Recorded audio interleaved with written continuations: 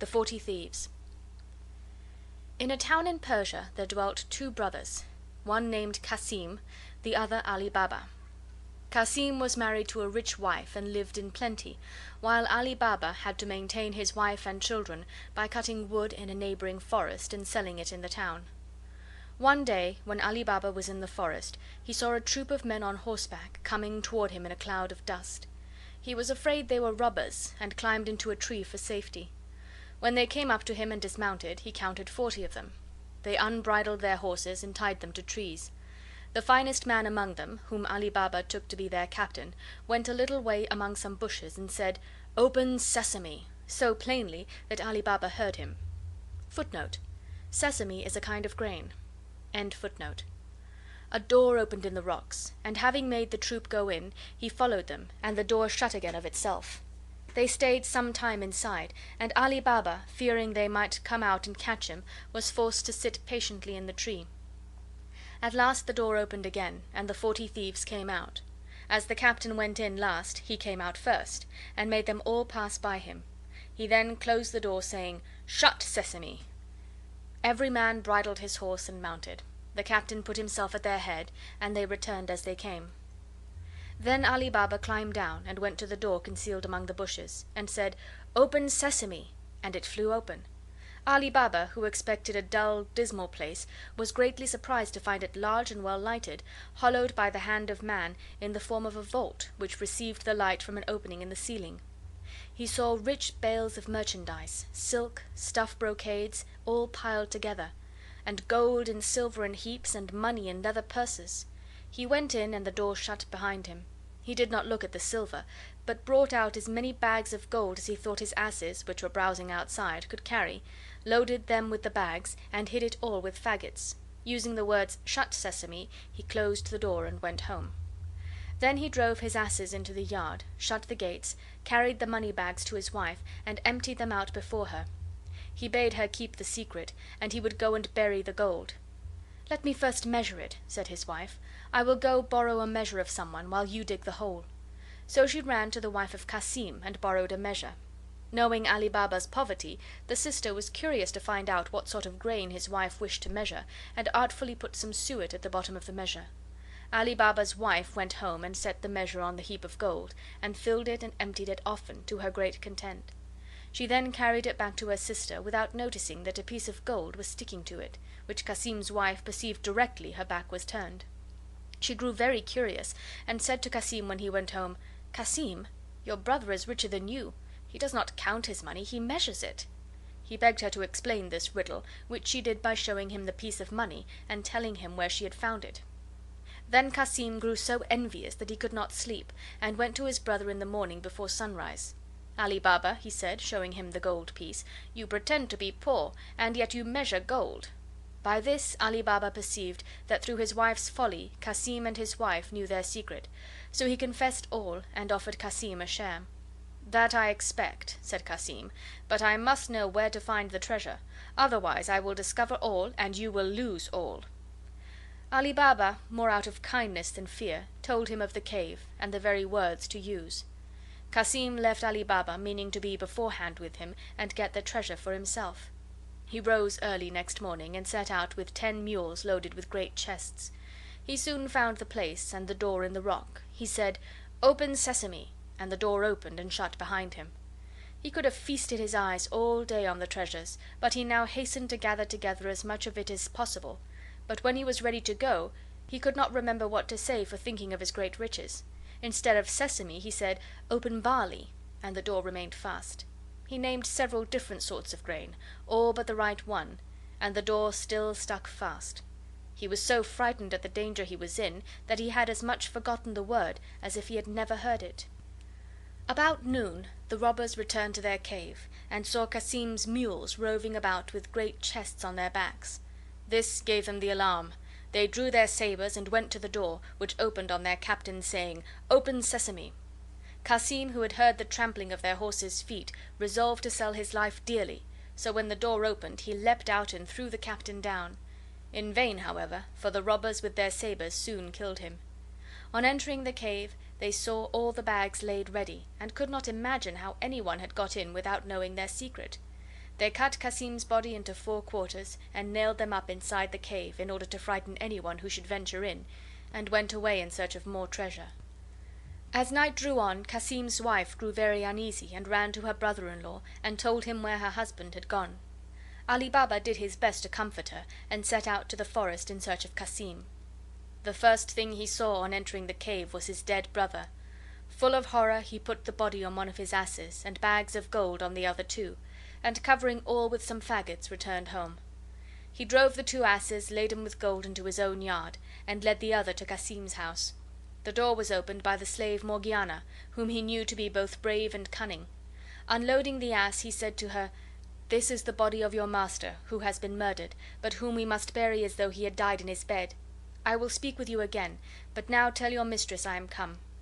The wife of Cassim, on learning the fate of her husband, broke out into cries and tears, but Ali Baba offered to take her to live with him and his wife if she would promise to keep his counsel and leave everything to Morgiana, whereupon she agreed and dried her eyes. Morgiana, meanwhile, sought an apothecary and asked him for some lozenges. "My poor master," she said, "can neither eat nor speak, and no one knows what his distemper is." She carried home the lozenges and returned next day, weeping, and asked for an essence only given to those just about to die. Thus in the evening no one was surprised to hear the wretched shrieks and cries of Cassim's wife, and Morgiana telling everyone that Cassim was dead. The day after, Morgiana went to an old cobbler near the gates of the town, who opened his stall early, put a piece of gold in his hand, and bade him follow her with his needle and thread. Having bound his eyes with a handkerchief, she took him to the room where the body lay, pulled off the bandage, and bade him sew the quarters together, after which she covered his eyes again and led him home. Then they buried Cassim, and Morgiana, his slave, followed him to the grave, weeping and tearing her hair, while Cassim's wife stayed at home, uttering lamentable cries. Next day she went to live with Ali Baba, who gave Cassim's shop to his eldest son. The 40 Thieves, on their return to the cave, were much astonished to find Cassim's body gone and some of their money bags. "We are certainly discovered," said the captain, "and shall be undone if we cannot find out who it is that knows our secret. 2 men must have known it. We have killed one, we must now find the other. To this end, one of you who is bold and artful must go into the city dressed as a traveler, and discover whom we have killed, and whether men talk of the strange manner of his death. If the messenger fails, he must lose his life, lest we be betrayed." One of the thieves started up and offered to do this, and after the rest had highly commended him for his bravery, he disguised himself, and happened to enter the town at daybreak, just by Baba Mustapha's stall. The thief bade him good day, saying, "Honest man, how can you possibly see to stitch at your age?" "Old as I am," replied the cobbler, "I have very good eyes, and will you believe me when I tell you that I sewed a dead body together in a place where I had less light than I have now?" The robber was overjoyed at his good fortune, and giving him a piece of gold, desired to be shown the house where he stitched up the dead body. At first Mustapha refused, saying that he had been blindfolded, but when the robber gave him another piece of gold, he began to think he might remember the turnings if blindfolded as before. This means succeeded. The robber partly led him, and was partly guided by him, right in front of Cassim's house, the door of which the robber marked with a piece of chalk. Then, well pleased, he bade farewell to Baba Mustapha, and returned to the forest. By and by, Morgiana, going out, saw the mark the robber had made, quickly guessed that some mischief was brewing, and fetching a piece of chalk, marked 2 or 3 doors on each side, without saying anything to her master or mistress. The thief, meantime, told his comrades of his discovery. The captain thanked him, and bade him show him the house he had marked. But when they came to it, they saw that 5 or 6 of the houses were chalked in the same manner. The guide was so confounded that he knew not what answer to make, and when they returned he was at once beheaded for having failed. Another robber was dispatched, and having won over Baba Mustapha, marked the house in red chalk. But Morgiana, being again too clever for him, the second messenger was put to death also. The captain now resolved to go himself, but wiser than the others, he did not mark the house, but looked at it so closely that he could not fail to remember it. He returned and ordered his men to go into the neighboring villages and buy 19 mules and 38 leather jars, all empty except one, which was full of oil. The captain put one of his men, fully armed, into each, rubbing the outside of the jars with oil from the full vessel. Then the 19 mules were loaded with 37 robbers in jars and the jar of oil, and reached the town by dusk. the captain stopped his mules in front of Ali Baba's house, and said to Ali Baba, who was sitting outside for coolness, "I have brought some oil from a distance to sell at tomorrow's market, but it is now so late that I know not where to pass the night, unless you will do me the favor to take me in." Though Ali Baba had seen the captain of the robbers in the forest, he did not recognize him in the disguise of an oil merchant. He bade him welcome, opened his gates for the mules to enter, and went to Morgiana to bid her prepare a bed and supper for his guest. He brought the stranger into his hall, and after they had supped, went again to speak to Morgiana in the kitchen, while the captain went into the yard under pretense of seeing after his mules, but really to tell his men what to do. Beginning at the first jar and ending at the last, he said to each man, "As soon as I throw some stones from the window of the chamber where I lie, cut the jars open with your knives and come out, and I will be with you in a trice." He returned to the house, and Morgiana led him to his chamber. She then told Abdallah, her fellow slave, to set on the pot to make some broth for her master, who had gone to bed. Meanwhile her lamp went out, and she had no more oil in the house. "Do not be uneasy," said Abdallah. "Go into the yard and take some out of one of those jars." Morgiana thanked him for his advice, took the oil pot, and went into the yard. When she came to the first jar, the robber inside said softly, "Is it time?" Any other slave but Morgiana, on finding a man in the jar instead of the oil she wanted, would have screamed and made a noise. But she, knowing the danger her master was in, bethought herself of a plan, and answered quietly, "Not yet, but presently." She went to all the jars, giving the same answer, till she came to the jar of oil. She now saw that her master, thinking to entertain an oil merchant, had let 38 robbers into his house. She filled her oil pot, went back to the kitchen, and having lit her lamp, went again to the oil jar and filled a large kettle full of oil. When it boiled, she went and poured enough oil into every jar to stifle and kill the robber inside. When this brave deed was done, she went back to the kitchen, put out the fire and the lamp, and waited to see what would happen. In a quarter of an hour the captain of the robbers awoke, got up, and opened the window. As all seemed quiet, he threw down some little pebbles which hid the jars. He listened, and as none of his men seemed to stir, he grew uneasy, and went down into the yard. On going to the first jar and saying, "Are you asleep?" he smelt the hot boiled oil, and knew at once that his plot to murder Ali Baba and his household had been discovered. He found all the gang was dead, and missing the oil out of the last jar, became aware of the manner of their death. He then forced the lock of a door leading into a garden, and climbing over several walls, made his escape. Morgiana heard and saw all this, and rejoicing at her success, went to bed and fell asleep. At daybreak Ali Baba arose, and seeing the oil jars still there, asked why the merchant had not gone with his mules. Morgiana bade him look in the first jar and see if there was any oil. Seeing a man, he started back in terror. "Have no fear," said Morgiana. "The man cannot harm you. He is dead." Ali Baba, when he had recovered somewhat from his astonishment, asked what had become of the merchant. "Merchant?" said she. "He is no more a merchant than I am." And she told him the whole story, assuring him that it was a plot of the robbers of the forest, of whom only 3 were left, and that the white and red chalk marks had something to do with it. Ali Baba at once gave Morgiana her freedom, saying that he owed her his life. They then buried the bodies in Ali Baba's garden, while the mules were sold in the market by his slaves. The captain returned to his lonely cave, which seemed frightful to him without his lost companions, and firmly resolved to avenge them by killing Ali Baba. He dressed himself carefully and went into the town, where he took lodgings in an inn. In the course of a great many journeys to the forest, he carried away many rich stuffs and much fine linen, and set up a shop opposite that of Ali Baba's son. He called himself Cogia Hassan, and as he was both civil and well dressed, he soon made friends with Ali Baba's son, and through him with Ali Baba, whom he was continually asking to sup with him. Ali Baba, wishing to return his kindness, invited him into his house, and received him smiling, thanking him for his kindness to his son. When the merchant was about to take his leave, Ali Baba stopped him, saying, "Where are you going, sir, in such haste? Will you not stay and sup with me?" The merchant refused, saying that he had a reason, and on Ali Baba's asking him what that was, he replied, "It is, sir, that I can eat no victuals that have any salt in them."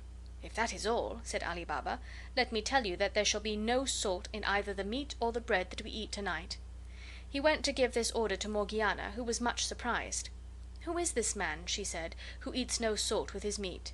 "He is an honest man, Morgiana," returned her master, "therefore do as I bid you." But she could not withstand a desire to see this strange man, so she helped Abdallah to carry up the dishes, and saw in a moment that Cogia Hassan was the robber captain, and carried a dagger under his garment. "I am not surprised," she said to herself, "that this wicked man who intends to kill my master will eat no salt with him. But I will hinder his plans." She sent up the supper by Abdallah, while she made ready for one of the boldest acts that could be thought on. When the dessert had been served, Cogia Hassan was left alone with Ali Baba and his son, whom he thought to make drunk and then to murder them. Morgiana, meanwhile, put on a headdress like a dancing girl's, and clasped a girdle round her waist, from which hung a dagger with a silver hilt, and said to Abdallah, "Take your tabor, and let us go and divert our master and his guest." Abdallah took his tabor and played before Morgiana until they came to the door, where Abdallah stopped playing and Morgiana made a low courtesy. "Come in, Morgiana," said Ali Baba, "and let Cogia Hassan see what you can do." And turning to Cogia Hassan, he said, "She's my slave and my housekeeper." Cogia Hassan was by no means pleased, for he feared that his chance of killing Ali Baba was gone for the present; but he pretended great eagerness to see Morgiana, and Abdallah began to play and Morgiana to dance. After she had performed several dances she drew her dagger and made passes with it, sometimes pointing it at her own breast, sometimes at her master's, as if it were part of the dance. Suddenly out of breath, she snatched the tabor from Abdallah with her left hand, and holding the dagger in her right hand, held out the tabor to her master. Ali Baba and his son put a piece of gold into it, and Cogia Hassan, seeing that she was coming to him, pulled out his purse to make her a present, but while he was putting his hand into it, Morgiana plunged the dagger into his heart. "Unhappy girl!" cried Ali Baba and his son. "What have you done to ruin us?" "It was to preserve you, master, not to ruin you," answered Morgiana. "See here," opening the false merchant's garment and showing the dagger. "See what an enemy you have entertained. Remember, he would eat no salt with you, and what more would you have? Look at him. He is both the false oil merchant and the captain of the 40 Thieves."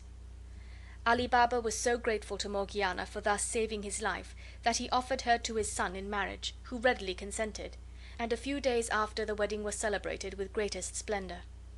At the end of a year Ali Baba, hearing nothing of the two remaining robbers, judged they were dead and set out to the cave. The door opened on his saying, "Open, Sesame." He went in and saw that nobody had been there since the captain left it. He brought away as much gold as he could carry and returned to town. He told his son the secret of the cave, which his son handed down in his turn, so the children and grandchildren of Ali Baba were rich to the end of their lives. Footnote: Arabian Nights. End of the 40 Thieves.